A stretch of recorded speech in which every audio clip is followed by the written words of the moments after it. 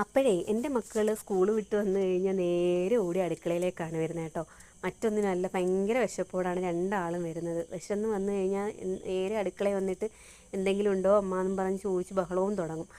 അപ്പോൾ എൻ്റെ മക്കൾ മാത്രമല്ല, ലോകത്തുള്ള എല്ലാ കുട്ടികളും അങ്ങനെ തന്നെയാണെന്ന് എനിക്കറിയാം കേട്ടോ. കാര്യം അവർ സ്കൂൾ വിട്ട് വരുമ്പോഴത്തേക്ക് നല്ല വിശപ്പോടായിരിക്കും കയറി വരുന്നത്. എൻ്റെ കയ്യിൽ ഇന്ന് സവാള ഒരുപാട് ഇരിപ്പുണ്ടായിരുന്നു. ഞാൻ വിചാരിച്ചെങ്കിൽ ഇന്ന് അവർക്ക് ഇഷ്ടപ്പെട്ടൊരു സ്നാക്സ് തന്നെ ഉണ്ടാക്കാമെന്ന് വിചാരിച്ചു. നോക്കിയപ്പം കടലമാവും ഇരിപ്പുണ്ടായിരുന്നു, പിന്നെ കോൺഫ്ലോറും ഉണ്ടായിരുന്നു കേട്ടോ. അങ്ങനെ അത് രണ്ടും കൂടെ മിക്സ് ചെയ്ത് അവർക്ക് ഒരുപാട് ഇഷ്ടമാണ് കേട്ടോ. ഉള്ളിവട ഒരുപാട് ഇഷ്ടമാണ്. അതുകൊണ്ട് തന്നെയാണ് ഞാൻ വിചാരിച്ചു ഉള്ളിവട തന്നെ ഉണ്ടാക്കാമെന്ന് വിചാരിച്ചത്. അതുകൊണ്ടാണ്, രണ്ടാൾക്കും ഇഷ്ടമാണ്. അപ്പോൾ രണ്ടാളും സ്കൂളിൽ നിന്ന് എത്തിയിട്ടില്ല. അപ്പോൾ എത്താറാകുമ്പോഴത്തേക്ക് ഞാൻ വിചാരിച്ചു ഇതൊക്കെ ഉണ്ടാക്കി വെച്ച് കഴിഞ്ഞാൽ ചായയായിട്ട് ചൂടോടെ കൊടുക്കാമല്ലോ എന്ന് വിചാരിച്ചു.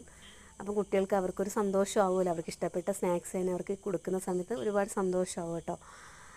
അപ്പോൾ ഉള്ളിവട ഉണ്ടാക്കാൻ ഒരു പാടുമില്ല എന്ന് എല്ലാ അമ്മമാർക്കും അറിയാം. എല്ലാ അമ്മമാരും ഉണ്ടാക്കുന്ന സംഭവമാണ് ഉള്ളിവട. സവാള നമ്മൾ തോനെയുള്ള സമയത്തെല്ലാം നമ്മൾ ഉള്ളിവട ഉണ്ടാക്കും. അപ്പോൾ അവർ വരുന്നോ എന്ന് അറിയാൻ വേണ്ടിയിട്ടാണ് ഞാൻ ഇടയ്ക്കിടയ്ക്ക് ചെന്ന് എത്തി നോക്കുന്നത്. അപ്പോഴത്തേക്ക് അവരെത്തിയിട്ടുണ്ട് ഗെയ്സ്. രണ്ടാളും കുളിച്ചിട്ടൊക്കെ വരുമ്പോഴത്തേക്ക് ഞാൻ ചായയൊക്കെ ഇട്ട് റെഡിയാക്കി സെറ്റാക്കി വെക്കാമെന്ന് വിചാരിച്ചു. അങ്ങനെ രണ്ടാളും കുളിച്ചിട്ടൊക്കെ എത്തിയിട്ടുണ്ട്. അപ്പോൾ അവർക്ക് ചായയൊക്കെ ഒഴിച്ച് വെച്ച് കൊടുത്തു. പിന്നെ സ്കൂളിലെ വിശേഷങ്ങളും ചോദിച്ച് ഞങ്ങൾ ചായയൊക്കെ കുടിച്ചു ഗെയ്സ്. നല്ല മഴയുണ്ട് ഇവിടെ, 2 ദിവസമായിട്ട് നല്ല മഴയാണ് കേട്ടോ.